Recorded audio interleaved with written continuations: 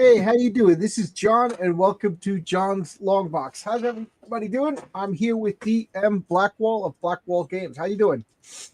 Good to be here. And my name's Todd. I assume yours is John. Oh, okay. I thought DM Blackwall was your name. How you doing, Todd? I'm doing good. I use DM Blackwall online, but it's really obvious who I am personally. You can what's the term? You can find out my name very easily with a $7 purchase of my game as a PDF, right in the cover. So it's not a big secret. We were talking a little bit before we went live of you were asking if I play role playing games. Yeah. So I ran and I got this stack of RPG stuff that's just sitting over there that I've been wanting to make a video of. But I mean, does this establish my creds over here? That's cool. Vault of the Kuatoa, Villain Vigilantes, Death Duel with the Destroyers. Oh wow. That's my game of choice is Villains Vigilantes Tribes. This is first edition Villains and Vigilantes. But my second edition book is around here someplace. I can't find.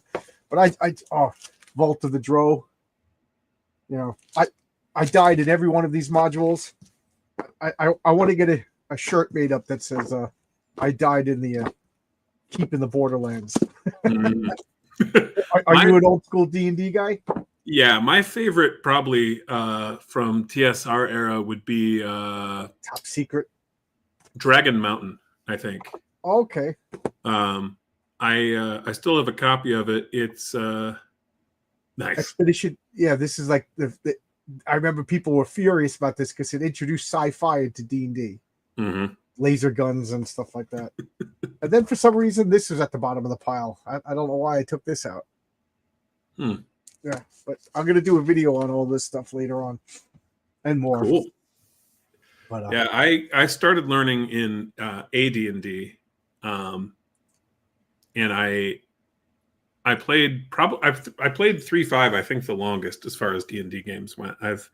I've played all of the editions from AD&D on, other than 4th, which I skipped because based on reading it, it looked like it sucked. And is that the one that great. Is that the one that caused the wars with Pathfinder? Yeah, it could have been great. I don't know. I didn't play it. But reading it, it looked like a dragon fight would drag on and on and on for hours if the dragon fought like not a moron. And I was like, that does not sound fun. Well, I would much rather die or win in the first 2 hours of the combat. I started playing with the red box. Mm-hmm. I admit that me and my friends didn't know what we were doing. So, but I did technically start with the red box. Then we went to Advanced Dungeons and Dragons. So I started with Dungeons and Dragons and stayed with this. Then second edition, 8 Advanced Dungeons and Dragons. So this was the end of me playing. Mm-hmm. And I bought a couple of books afterwards just because I wanted to look at the art, and nostalgia and everything. But I've never played beyond Advanced Dungeons and Dragons second edition. Well, what part of the country are you in? I'm in New York. Where are you? In New York? Well, if we're ever out that way, I'll have to try and get you in a game of Horde Wars because the oldest guy who I've seen play, and there might be an older one, I think was 85. It took him two sessions to pick up the rules and be making good tactical choices. So have you ever played Villains Vigilantes? No, but I am. I have played a few of the. I've played some that I've heard are similar, but I am actually working on. It's currently on the back burner for our current projects, but I'm actually working on a superhero RPG as well. Oh, cool! That I think you'd probably enjoy because the most of the rules are done. It's really writing out setting stuff and artwork. But the trick with artwork is we're looking at probably a cost of about $20,000 to have artwork done well for the book size, and that's not money we can put out right now. But I think you'd really enjoy it because it lets you play almost every classic character with their power suites Many from first level, though. If you want to play Superman, you will be close, but not quite powerful, not quite as powerful as him. And you won't have some of the goofier abilities like duplicating himself in tiny miniature. That was weird. But the classic powers, the shooting laser beams out of his eyes, or like cold breath, or flying really fast, or punching hard, or being bulletproof, that kind of stuff. Yes. Oscar is asking, do you need illustrators for the game? He's working with me for superhero comics. He is absolutely awesome, and he's an awesome colorist. So we will. Yeah. Right now, I'm just finishing up Horde Wars Advanced. That should be out in like a week, Lord willing, as PDF, and then about 3 months after that for the physical books. Also, after that, we are working on releasing a game called Dropship. Uses the same core rules as Horde Wars. So if you like playing Horde Wars, you'll like Dropship too. Well, tell us about Horde Wars before we start going into all. Yeah. So Horde Wars is a fantasy RPG. Horde Wars Basic is meant for levels 1 to 4 of play and is focused more around dungeon delving. And Horde Wars Advanced adds over 100 pages of additional content, updates a couple of the rules, but it's mostly the same. And it includes things like domain play, nautical adventures, higher level monsters, and has all your character progression through level 12. Is it okay to bring up your site like this? Oh yeah, sure. If you scroll down a little bit, actually, right there, you'll see a miniature version of the book we should have out in about a week. And then also, which is on the right, and then on the left, the PDF and book of the basic game. And so you're looking at about 180 pages versus about 300. Oh, cool. Oh, here's your mailing list. Sign up. Yep, there's a sign up there. And that art is from the game. That is a Goblin King. And that art's from the game too. So you'll see a bit of it as you scroll around the site. Cool. So, a home of Die 12 RPGs. What?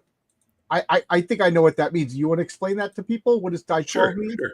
So something like Dungeons and Dragons uses a 20-sided die as the main dice used for different abilities in the game. Horde Wars uses a 12-sided die. There's a couple reasons for this. One, we felt the D12 was a little neglected in the RPG space. But two, and I think maybe more importantly, it let us do something that D&D can't do to speed up the game, which is a lot of times, you remember like level drain, John? Oh, the worst concept ever in the history of role-playing games. It is just, as a DM, I rarely get to play as a player, and I got rid of it outright. My house rule is you lose the level, or you lose the experience points, but you don't lose the level. That makes sense as a house rule, actually. You know what I mean? So like, because in my role-play game, the experience points was always like you're generating your soul. It's like the strength of your soul. So so the players, they hate it, but if you're 10th level, you get level drained. Your experience points, some of the experience points will go away, but not your level. You stay, you get you keep the benefits, you keep everything like that. Oh now, man! And while you're talking, I forgot to turn off this overhead light, so I'm just going to turn off this overhead light. But the same is true for like exhaustion, right? There's special rules for that and handling it. And what we were able to do. Wait a sec. That's otherwise my head shines. What we were able to do is embed those kinds of penalties in the dice. So when you normally roll a D12 for like attacks or to avoid being for those of you who don't know, because a lot of people a D12 just means a die 12. Yeah. A 12-sided dice. Yep. We were able to embed penalties from like fatigue or from level drain type effects into the dice. So instead of rolling a D12, you rolled a 10-sided die or an 8-sided die. I like that. And so it actually speeds up the game because you don't have to do other math. You don't have to like rewrite your character with the reduced level. It actually just runs faster.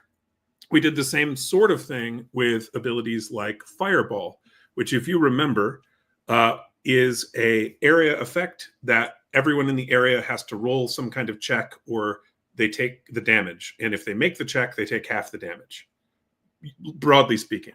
Right. And the amount of damage was based on the caster and the spell level and so on.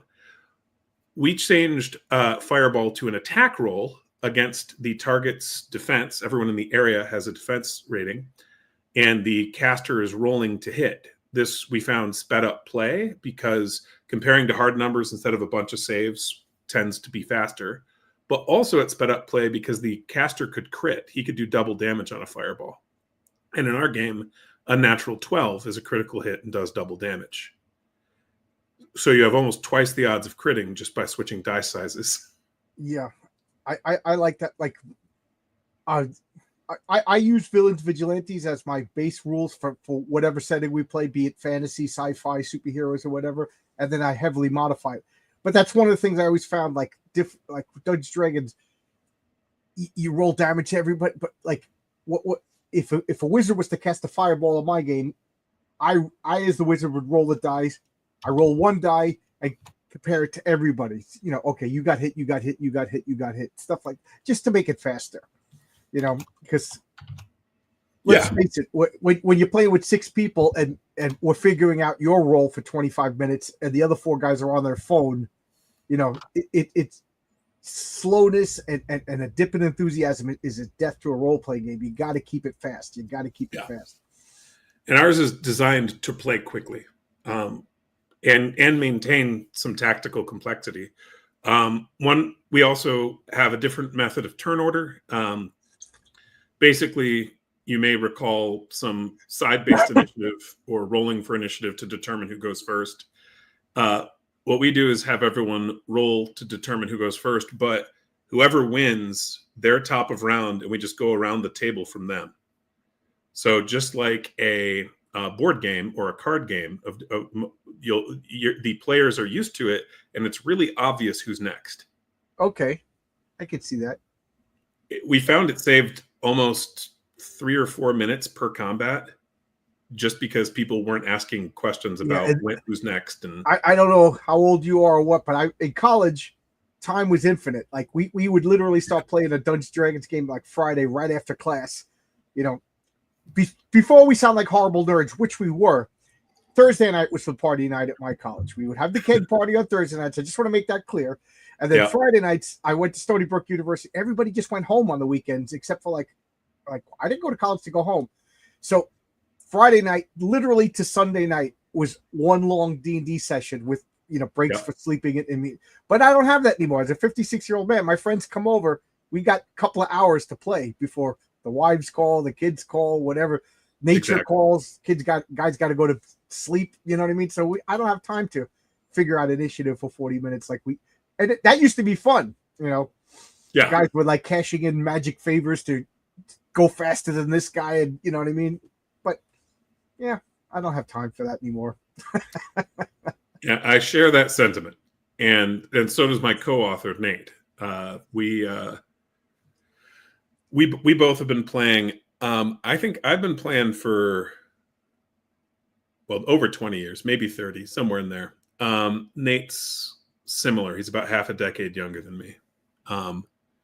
And I've played less games for longer. Nate's played more games in shorter campaigns. He's probably played, I don't know, 30 or 35 different game systems. How many full campaigns have you finished? Oh, well, dozens.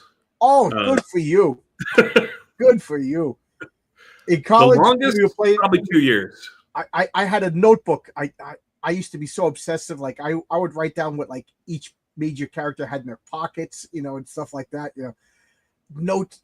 But we finished that, and it took like 3 semesters of college, and I'm talking like almost every weekend. We finished that, and then just recently, I had a group. We were playing a superhero campaign, but we would also play a fantasy campaign set in a different universe, and they were starting to realize they were connected.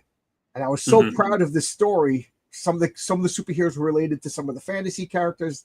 You know, events like one of the major supervillains was going back. They didn't realize, but he was an evil elf that would travel back into them. And we were like three sessions from finishing it. And COVID happened, and then it just fell apart. I moved, and I'm so mad. I'm so mad that we never got to finish that. And we were talking like this was like 4 years of this campaign. Ooh. And it was all tied together by an NPC's love of Stevie Nicks. That was going to be the big reveal. But yeah, no, I finished a few. I think the longest was about 2.5 years. I've probably had 2 or 3 of those. So let me ask you again. I'm sorry to keep interrupting, but this game that you're designing, is this designed for shorter campaigns, sort of like one night sessions, or is this like long term, or can I do whatever I want? You can do whatever you want. Basic is more oriented towards pick up and play for a quick one shot. You can also do that with advanced. It includes the content from basic, but advanced, you have a lot more options. You've got rules for a lot more stuff, like running your own country or domain in a country, or going on a sea voyage. Or for that matter, dealing with fiends and greater dragons and other like high-level monsters. Now, in Horde Wars Basic, you can totally fight dragons, but those are weak dragons. And the players who tried out, our earlier customers who were trying out the game, saw the dragons and they're like, "These are weak dragons." I'm like, "Yes." Dragons are supposed to be epic. You know what I mean? Like, yeah. Yeah, so the weak dragons can one-shot low-level characters. One of my players met a dragon and he got all excited. Yeah, and he charged it and he was killed. The dragon won the initiative. Dragon went first, killed him in one shot, and all the other players are like, "Okay, this everybody sat up a little bit straighter." Oh yeah, Ed was in the corner re-rolling a new character. Now, one cool thing about Horde Wars and the other games we're working on, unlike D&D or Pathfinder or many other games, I think Iron Kingdoms does do this. You actually play with 2 careers, not one. So instead of having like one class, like say fighter or magic user or wizard or whatever, you actually pick 2 and stick them together to make your your character. Everybody's multi-classed. Yeah, by default. And you've got 21 to choose from. So that creates about 400 possible character combinations, in addition to, of course, your starting species and your features and whatnot. Now, what is it typical D&D starting species? Elf, half-elf, dwarf, or do you have unique ones? Or it's pretty close. Yeah, the only oddity is we've included orcs as playable. Okay, I'll buy that. It's because you love the old school. You could be a half orc. Yeah. It's because we wanted to differentiate orcs from goblins and not make them just big goblins. So goblins are monsters who will definitely betray you and want to eat you, among other things. They're terrible creatures. Right. Orcs can do good things. They just don't tend to choose that. Right. Well, I like that the individual player could play whatever they want. Like, I played when I'm 14 years old, I played a drow elf, but he was separated from elf society, so he was a good guy. Yeah. You know what I mean? Because nature versus nurture kind of thing, but whatever. You know what I mean? But playing against type is fine, I think. But if everybody plays against type, then that's just a new type. Yeah, then that's just a new type. Yeah, good. Yeah, but the orcs, though, we deliberately gave them a Norse theme. Like, they go raiding along the coast in longships looking for slaves and so forth. Yeah. It's funny that are you a board gamer as well? Yeah. Because there's a board game that I absolutely love. It's 2 players. Well, you can play 6 people, but it's ridiculous. It's called Rum and Bones. Have you ever heard of it? It sounds familiar. Rum and Bones. It's 2 ships. Like and you put the ships together and you're just attacking each other. So your pirates attacking other pirate ships. But one of the factions is the orcs, and they're Viking orcs, Nice. So, yeah. You don't want to be them. They're tough. I mean, you don't want to fight them. They're tough. Yeah. Yeah. And so we had some fun with that. In part, just because I enjoyed playing orcs when I was younger, but in part because we saw a lot of stereotypes on Twitter about orcs that were, I think, wildly mistaken about the history of where those creatures came from in mythology. Orc is an old word that is the same word as goblin, if I remember correctly. Yeah. If you go to Tolkien. Yeah. And believe it or not, Hobbit is also from the same root. So, I mean, Tolkien played with a lot of these words. I'm a big Tolkien fan, and I'm a big defender of Gary Gygax and all the original D&D guys. Orcs are supposed to be evil. They're not meant to be any race, person, type, ethnicity. They're just monsters. They're just if you see them as in D&D, absolutely right. You know what I mean? But it's a fantasy game. If you want to play an orc and play against type, but if you're going to play an orc and play against type, it should be like when you go to town, people throw tomatoes at you. You know what I mean? Like that's part of the charm of playing, against type. You know what I mean? I'm going to be a demon character. Okay, well, you can't go into churches and people spit at you. You know what I mean? Like you're not going to just walk into the store and buy bread when you're a demon. The other cool thing, but the two careers thing really works well to give the players an interesting edge and to give them inherent knowledge of the world. For example, most NPCs don't have two careers. So if you were playing a Red Wizard, let's pick something else. Red Wizard Archer, say. Okay. Those were your two careers. You would know something about what NPC archers were capable of in the world because of your own career. And you'd know something about the starting spells for a red wizard. And so you wouldn't, even if you are a brand new player who's never played in our game before, you actually start with some setting knowledge just because of how we designed the careers and how we designed the NPCs to mirror those. So, like, if you could be a red wizard dwarf, like, would that be another dimension? Or so the dwarf would be your species, right? And then you get two careers. So you could play like a Red Wizard Knight or a Knight Crusader, for example, as your two, a Knight and a Crusader, which would be a good pairing. Red Wizard Archer is kind of fun because you could choose the ability to basically turn your spells into fire arrows. Yeah, I was just thinking about that. That would be devastating. You're like the closest to living artillery that could exist. Yeah. Yeah, and so basically they give up their kind of cantrip spell and in exchange get the ability to channel the elemental damage through their weapons, and that includes their arrows. Now, let me ask you this. Do you need miniatures to play, maps and stuff like this, or is it theory of the mind? I typically do that just because I have fun with it in person. Like if I go to demo at a convention or have people over at my place or go somewhere else, I usually use miniatures, but you don't have to. I run and play in online games, Theater of the Mind, and it's fine. Yeah, I'm a Theater of the Mind guy. Rather than the miniature, like I'm of the opinion if you're going to use miniatures, play a miniatures game.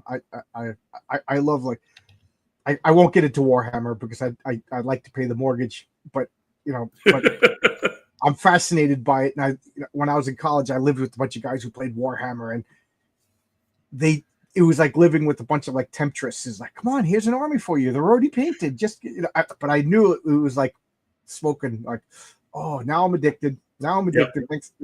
But I am using some Warhammer 40K parts to build some custom alien miniatures for the next game we're working on, which is due out hopefully in November. Working title is Dropship, and you just play human soldiers getting dropped off on worlds to fight aliens. That's fun. The whole game. Go kill some aliens. Yeah, that sounds a lot of fun. So, and it's the same core engine. Yep.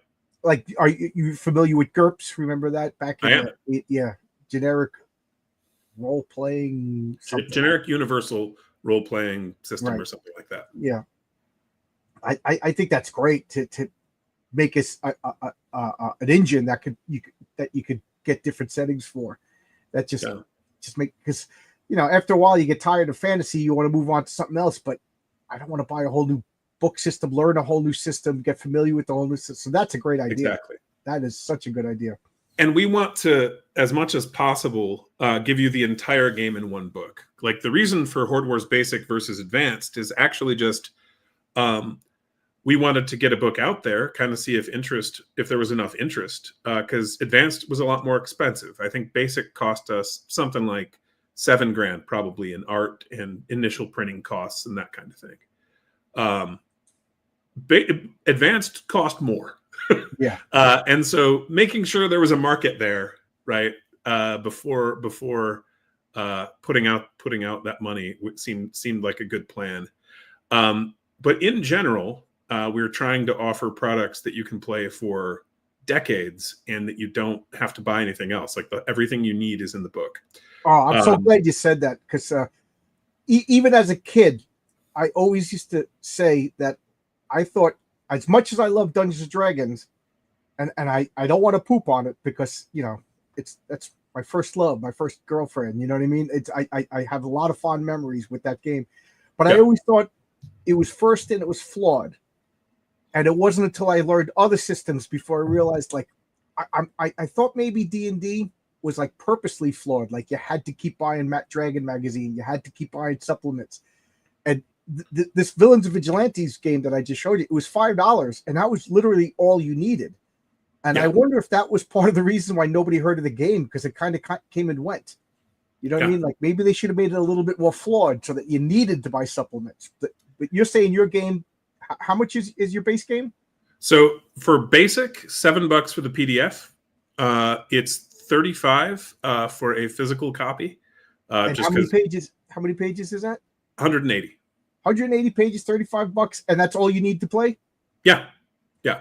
Now, if I buy the basic and I decide, you know what, I like this, I want to get the advanced, what am I getting? Like, advanced for the first month. So if you were to pick up basic in the next little while, for the first month, we will be kind of doing a soft launch where we'll be offering $5 off our advanced book, and basically just sending an email to all of our current customers, letting them know it's live. Okay. And so they'll have a month to use that price, and then we'll switch to the actual price and then advertise.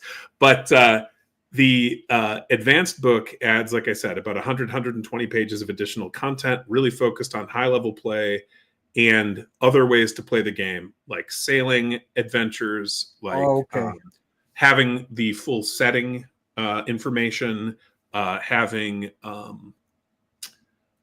running your own kingdom, also more magic items, more monsters. It's about twice as many of each. That's all the delicious little details that make it fun.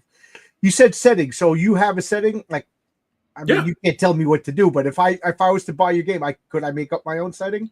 Oh, easily. All you would want to do. You could have come to my house and take my books away. No. All you'd have to do is go into the skills section as the game master, look through it, and realize you're going to have your own version of what those skills say is true. Okay. For example, it'll describe Orcish as being written in cuneiform. So when you have your own world, if that's not true, you do need to be able to answer the player's question. Well, what's it look like? Everybody knows Orcish is beautiful calligraphy. Probably. I see what you mean. I was being facetious. When we played Dungeons and Dragons, classically dwarves couldn't be wizards, but that always drove me nuts, because who made all the magic items in every mythology? It was the dwarves. Yeah. So I always said dwarves could be magic, and it became a joke. Gary Gygax is going to come to the house, take our books away. So like we would whisper, "You could be a dwarf," No, the intent is that you can easily make your own setting. And really, we designed our settings so that we really just zoom in on one continent and tell you what's true there. And so we deliberately left the rest almost entirely unexplored so that the game master can introduce their own content. That is deliberate. Some person agrees that Shakespeare is much better in the original Orcish. Yeah, I agree. The cuneiform. Because it was written for the blind, because if there's one thing I know about orcs is they care about the disabled. But the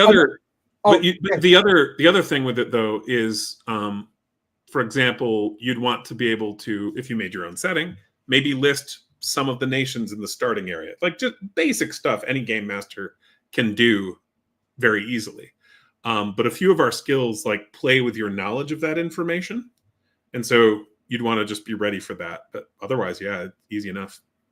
Another question. I remember when we played D&D, sooner or later, we got to be like ridiculously powerful, and these guys wanted to become like lords and barons. And then we like went to war. And that was always a weakness with D&D, was like, war rules, large armies versus large armies. D&D is a skirmish game of a couple of players versus monsters. Do you have any of that? Yeah, so we have mass battle rules, but the short version is because this isn't a war game. The first game that I released, which was free actually, was a war game. But because this isn't a war game, and it does by nature tend to focus on the players, we basically have a mass battle system that the game master is trying to determine who has the edge in this battle, who has the highest odds of winning. And the die roll for the mass battle is modified in their favor. And then the players have the opportunity to have a D4, 1 to 4, encounters to swing the outcome of the battle. They literally roll a D4 and see if they succeed at those encounters. Game master runs them, and then that's it. You roll and see how the battle went. So it could be that the players succeed and their side still loses. Okay. The odds aren't in favor of that, but that could happen. And it could also be that they get a draw. It could be that the enemy loses, that they completely slaughter them. And the idea is that we want the action to focus on the skirmish style while still allowing you to do scale battles. Right. That's kind of what we ended up compromising. There was one epic story where literally the orcs were sieging our town, and I basically decided what was going on in the major battle, after hearing what the players were doing. Like they would go out on like sapping missions and or go assassinate the orc chieftain kind of missions, stuff like that. Yeah, exactly. But like the name implies, you can fight a pretty high number of opponents in this game system, and it's designed that way on purpose. Our introductory adventure will have you fight, I don't know, something like 40 or 50 goblins, an ogre, and what else? Some wolves, and I think something else. Just in the first adventure, which is taking place in less than a day. The highest I've personally tried straining the rules system was, I think I had players fight 220 opponents directly. And that definitely strained my ability to track hit points as a game master. But do you have but it was fun. We did it in a session, no problem. Yeah, well, that's what you got to do, is you got to play test your rules, because somebody's going to find the chink in the armor and then let you know about it loudly. That's just the way it is. Do you like we play our superhero game, and Laser Man is firing lasers at evil man, and it's pinpoint. But I came up with, and Villains Vigilantes does it. Like, the Human Torch fires a fire blast at Dr. Doom or whatever. But there's also Dr. Doom has 20 robots. So, it's just time consuming. So I came up with a system of like, you could square and turn your blast into cones and things like that to take out more people, reduce them. I just found that to speed up some of the game. I guess you can't do that with a sword, but I could see wizards. Yeah, wizards and the cleric types, priests and acolytes, have the ability to strain their magic or supernatural powers to try to basically modify their spells. Oh, that is cool. That is cool. Bombing it is bad. Like, if you're going to strain, you want to either be good at straining spells or be desperate. Yeah, I totally agree with that. That's so clerics, that's such a cornerstone of D&D. Like, now what about like the gods? Are you making up your own pantheons, or are you using like Zeus? And so we're doing a medieval European theme, right? The orcs are analogs for Vikings, actually. Like, they're taking on the behavior of the Vikings in the setting. And so the nations, none of them are directly one-to-one. Like, nothing is actually England or France, but there's definitely some inspiration, and we try to show that to the game master. So, if you remember the old Conan, Hyperborea, yeah. we want it to be obvious to a game master or to a player who's interested in history where we got the ideas from, so they can expand on them. Anyway, so because of that, monotheism, specifically worship of the creator, is the most common religion on the starting continent. There are other religions, the Easterns, which are, as may not surprise you, barbarians that live to the east. They have their own pantheon. The orcs have their own pantheon. A monstrous species called the Dracarans worship dragons as though they're gods. Like, there's a bunch of other religions. There's some cults as well. There's an old fire cult that worships basically flame, and I think the sun as well, which makes sense. It's a big ball of fire. Well, I love that. I'm a lunatic. I made up my own pantheon, stuff like that, because I didn't want the players to have like, well, actually Zeus wouldn't have done that, blah blah. You know what I mean? Like, yeah. So you've got those pantheons, but the dominant religion in most of the starting nations in the core continent is the Church of the Creator. Well, which, like you said, you're based on a European fantasy. So, yeah, it makes sense. Yeah, and it also means that the priests and the acolytes and stuff are actually, as long as they're following the creator, are actually valued in the community. Because imagine, like in the Middle Ages, if you had local priests or monks who weren't just like kind or helpful, but could and regularly did heal you of disease or wound. I think you would find them to be highly valued members of the community. Yeah.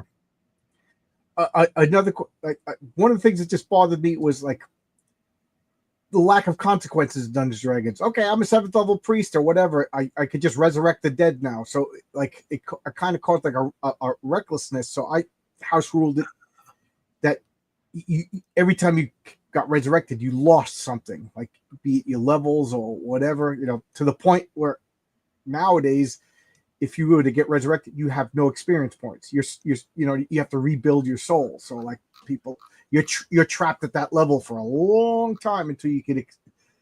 How is that dealt with in your game? Because I like consequences, and you know. Yeah. So healing and resurrection. So healing first. Sure. Players cannot regain hit points naturally unless they take a 24-hour or longer full day's rest in a safe place. So if you're out in the wilderness, you don't regain hit points other than through like using a healing potion or some kind of magic ability.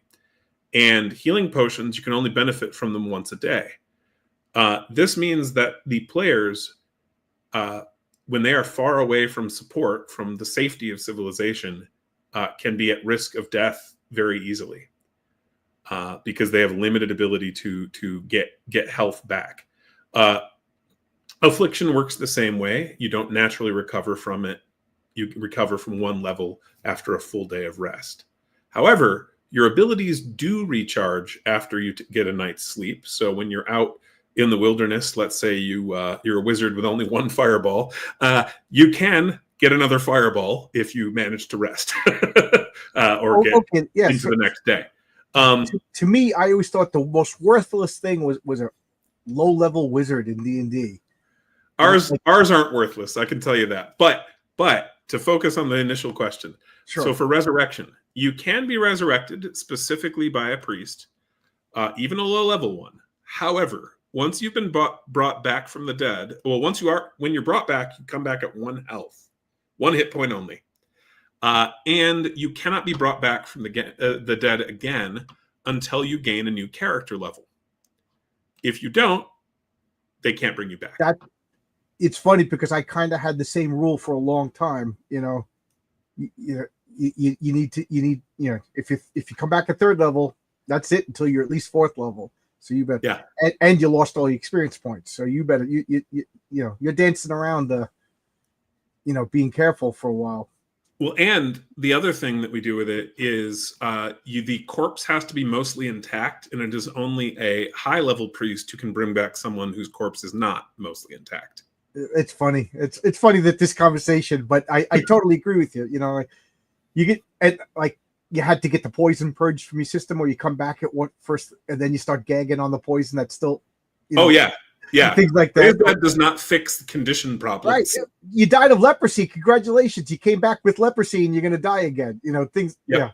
Yeah. There was a whole process, like you're rotten, it's 6 weeks later. We're going to bring him back. Todd, he's mostly intact, and then you bring him back and Todd's rotten to the core. Oh, sure. You get like a revenant. But no, it's within the hour to bring him back. And then a high-level priest, it's within 3 days. That's it. No more. After that, they actually went on quests to find like Ungu and stuff like that could basically reduce the time that you were dead. Yeah. Even though you were dead for 6 months, this potion or whatever will make it so that you only been dead for 4 months. And then we got another, but it was a quest and an effort. So basically, you didn't want to die. Yeah. Hail to the chat. And one of the things we've done to help players really be engaged with and focus on combat, even when it's not their turn, is almost every career at low level, and all of them, I believe, by high level, give you something called a maneuver. And that's basically a reaction you can take at some point, either during your turn or during the round of play. It might be blocking an attack with your shield physically. It might be a wizard casting haste or a magic shield. It might be an archer or a blade master swinging or firing an arrow, an extra arrow, a whole variety of things. There's probably 50 of them that we've got in the game. Cool. But the player access to those kinds of actions where they only get one maneuver per round, even if they have like 6 they can pick from, they only get to use one. It forces them to really pay attention, and they seem to enjoy it. They seem to like going, all right, this is my moment to do the cool thing. It also encourages teamwork, although not directly, because if you've got, say, a knight who's good with shields and he's got his shield and he can protect you from the ogre who's about to smash you with his club, you're going to want to be next to that knight so that he can do that. Okay. Do you? I guess you're the designer of the game, so you mostly are the DM, right? No. We had about 100 playtesters. Okay. Over the course of 2 or 3 years, and had other people running the game. What do you like to play? I'm the DM now. I got your game set up. What would you like to play? Oh, let's see. I would probably play a huntsman knight. Okay, that's cool. Gives me a little bit of ranged combat if I really need it. Gives me some staying power on the battlefield, and also makes me good at tracking and riding, which are both fairly important things physically in a medieval world. Do you try to go with like historical accuracy as far as like anachronisms? I know like D&D, potatoes. I'm sorry. Like potatoes. Oh yeah, there would be. They really, I never thought about that, but you're absolutely right. There wouldn't be potatoes. There wouldn't be tomatoes. There wouldn't be alcohol, right? Hard alcohol. There would be alcohol, but there probably wouldn't be like distilled spirits, right? That was later right. on. At least not much. I think there was some, but we're talking like 25 proof kind of. And steel, right? Isn't there's not that much. Steel's a bit of a that's a different discipline pretending to talk about metallurgy. Right. Basically, as soon as you work iron, it is steel. The question is what grade. And so the idea of the Iron Age is absolutely false. That's not a thing. By forging iron in any way, you've made steel. It's just crappy steel when they're talking about the Iron Age. They really mean. I can't argue. I don't. I know Dungeons and Dragons. Yeah. Metal. Oh, what about things like firearms, stuff like that? Is that a not for Horde Wars? Because we're talking time period 900s to 1200s, 1300s, maybe. Okay. You're not really quite into the firearms era yet. However, and we do have some deliberate anachronisms. We are okay with potatoes. And We also have now in real life, there were things like ranks like Earl, Count, Baron, Duke, all in the same country. What we did, because we thought it would be a little easier and more interesting, is we essentially set up feudalism where you've got your peasants and then your townspeople. So your ones bound to the land, and then your free men. And then you've got knights, local lords, high lords, and then the reigning monarch, if it's a monarchy anyway. And the high lords, what they're called is based on the country you're in. So in Mercia, they're called barons, and in Franconia, they're called counts. But they are functionally about the same thing. And in real life, because of how property changed hands over time, even though there was a point where the rank meant something different, generally speaking, those ranks were interchangeable. I don't mean in social standing, but in terms of the amount of manpower and wealth you might command. Like, what's the difference in the real world between a baron and a count? I don't know. It's, well, we were ruling a barony or a county, but how big is that? And how many do you own? Because you could be a count who actually rules 4 counties, or you could be a baron who actually rules like 1 to 50 baronies. Who knows? So the fact that that's your rank doesn't necessarily relate to your actual power. Like in England, the barons were the big and important nobles for a very long time in real life. However, dukes were basically just socially higher ranked and generally in some way vaguely related to the king or queen.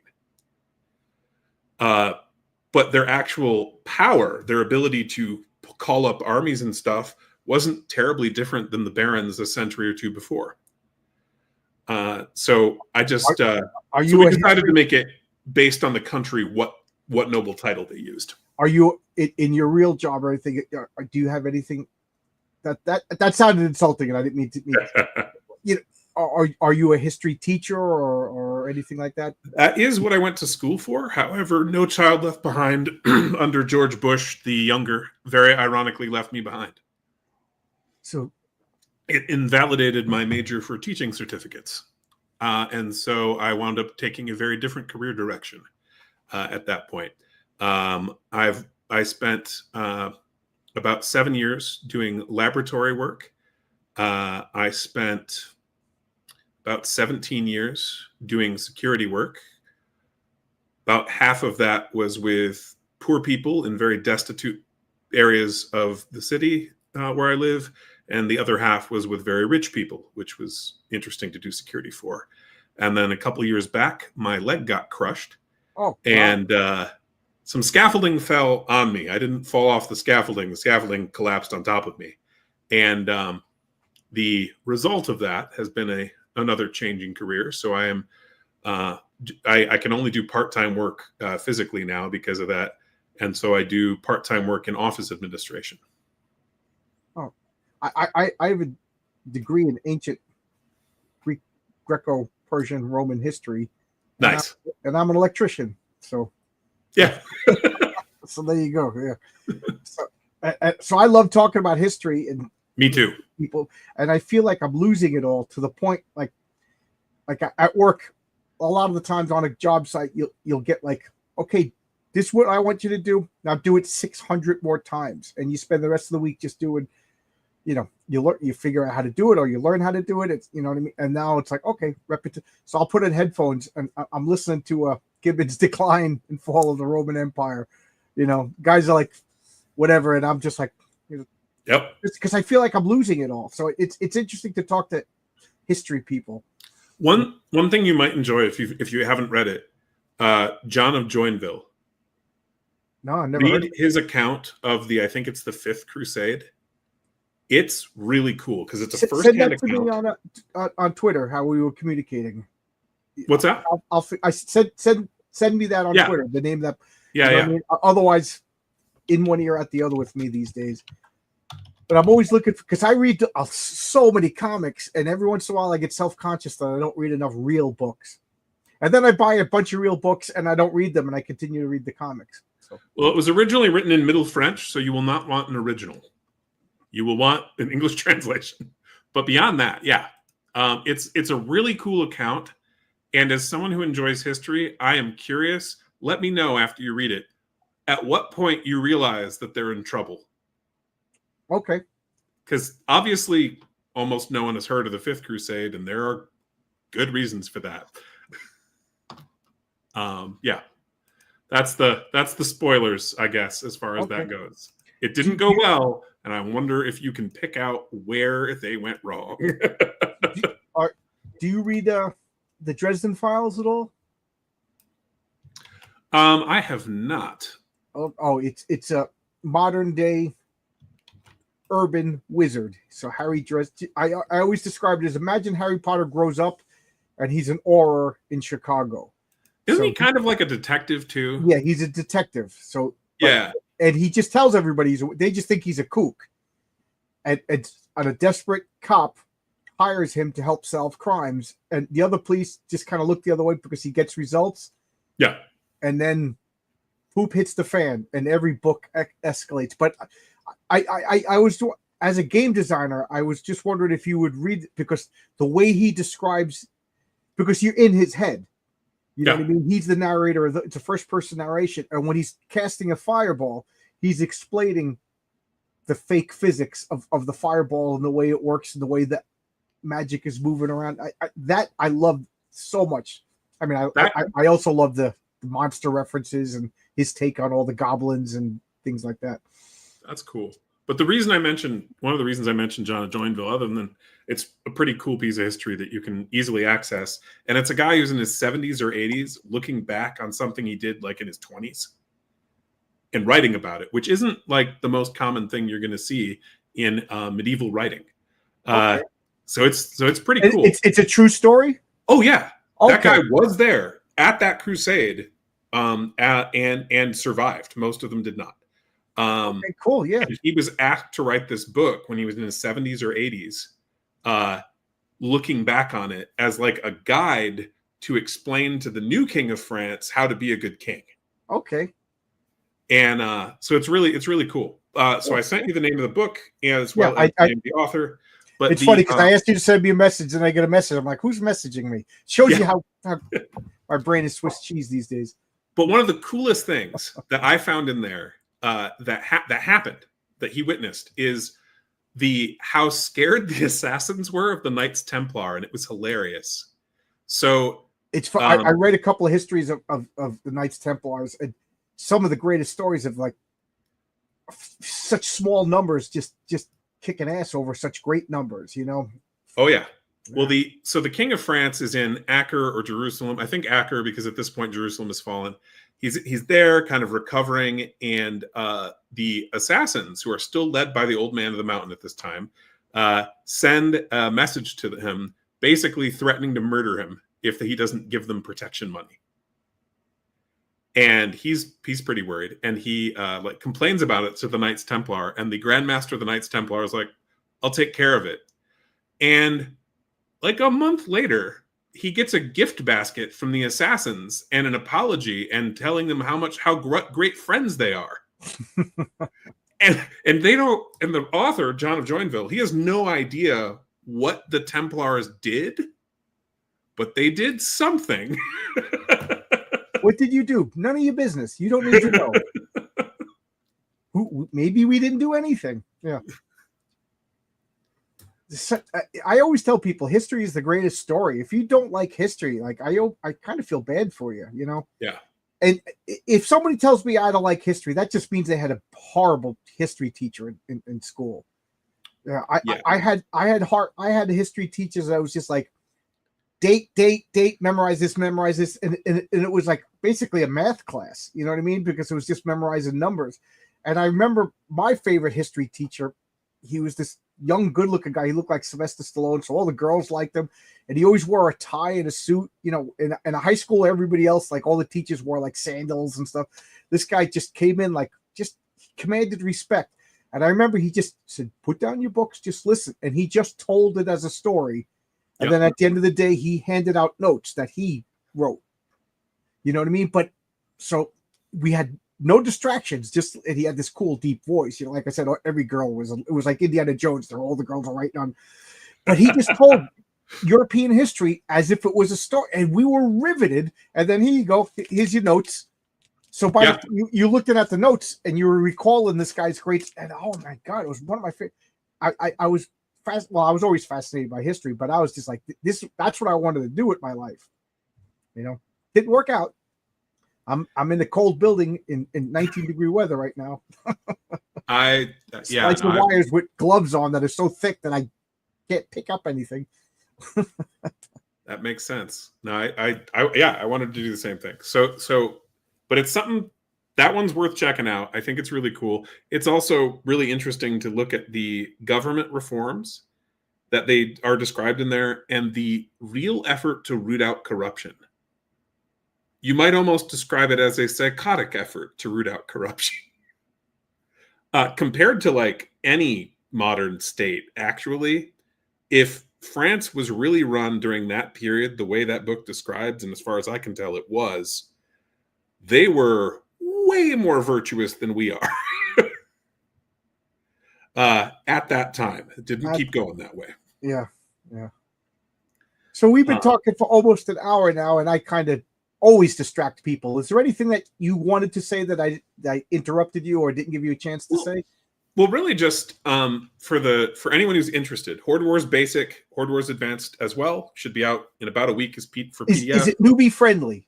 Could people who are just kind of interested in Dungeons & Dragons or whatever just pick up your game and learn it? Yes, they could. We do not waste space in terms of if there is writing on the page, it is there for you to read. We are not spending time waxing eloquent about game design or about what is an RPG. No, we're telling you what the rules are and what to do. So you should definitely read, especially Chapter 1. Almost half of the questions I get from first-time players are answered in Chapter 1. Is it intuitive? Yeah. It's a turn-based game. You're going around a table. Your character can move and take an action, and they get one on your turn, and they get one maneuver, a thing they can do off turn once per round. Pretty straightforward.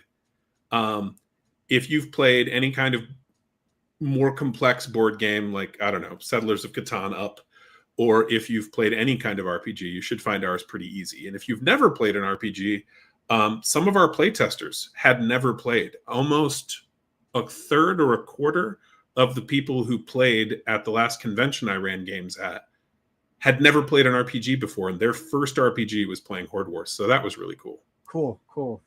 And they just signed up because they were like, yeah, this sounds like a board game or a war game. I like those. I'm going to play. And so they got to try, and that was really fun.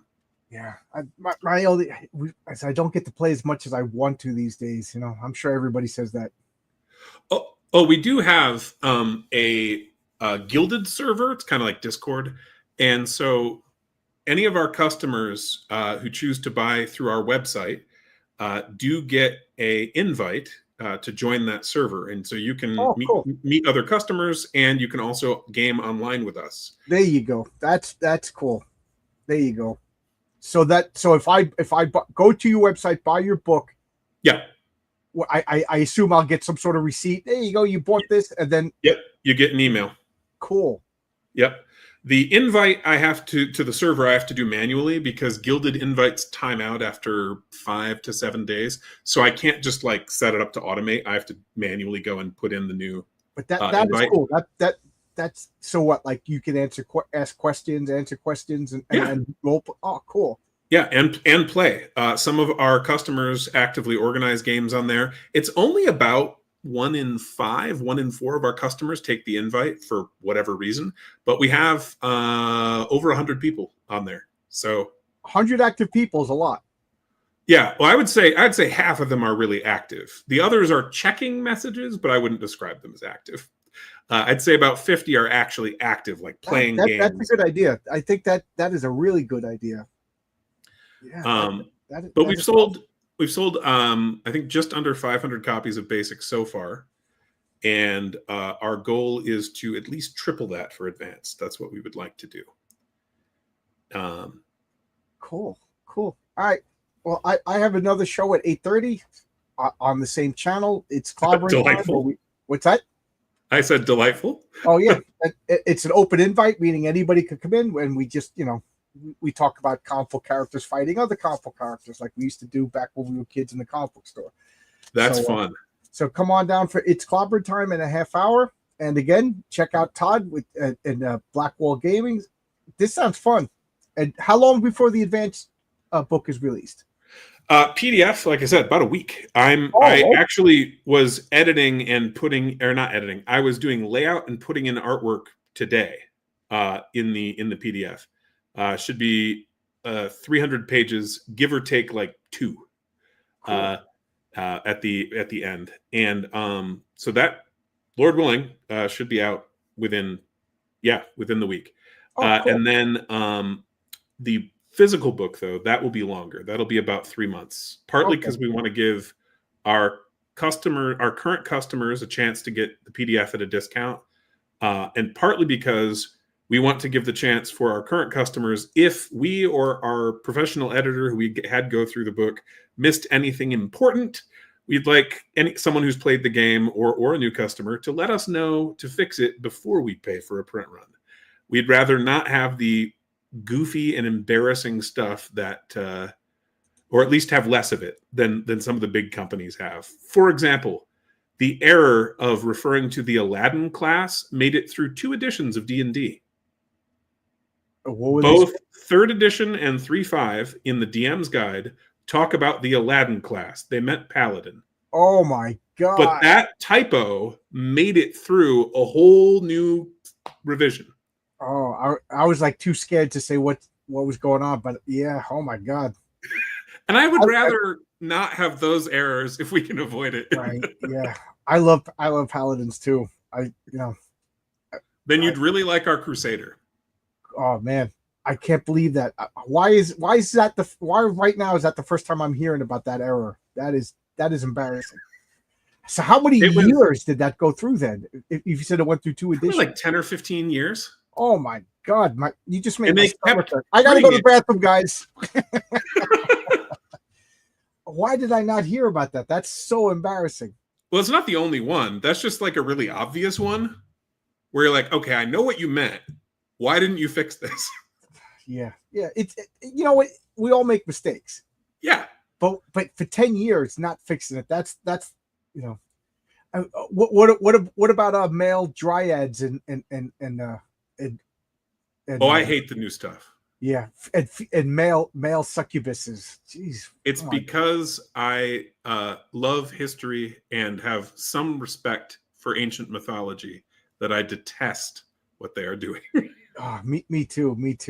You know, I don't want to turn this in politics and whatever, but I'm a stickler.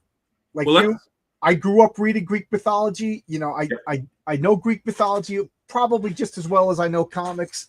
I love Tolkien, and I reread the Silmarillion, and I memorize the genealogies of these stupid elves that don't really exist.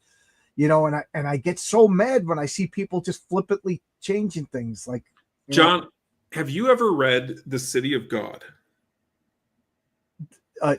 That movie based in Brazil? No. The book, The City of God. I'm thinking there's a movie called The City of God. That's no. The book by Augustine. Oh, okay, yeah. 400 AD, give or take. I did not read it. Okay, but I thought you read that movie. You threw me for a loop because I'm like, what does that have to do with this? No. I'm asking because of your enjoyment of mythology. You should really give it a read. It's a long book, but about 300 or 400 pages in, it is one of the about 300 or 400 pages in. There's 3 sentences that you'll really enjoy. No, it's like the book's like 1,100, 1,800 pages, depending on the printing. It like he wrote directions for how to bind it. It was handwriting scribes, right? This is 400s AD.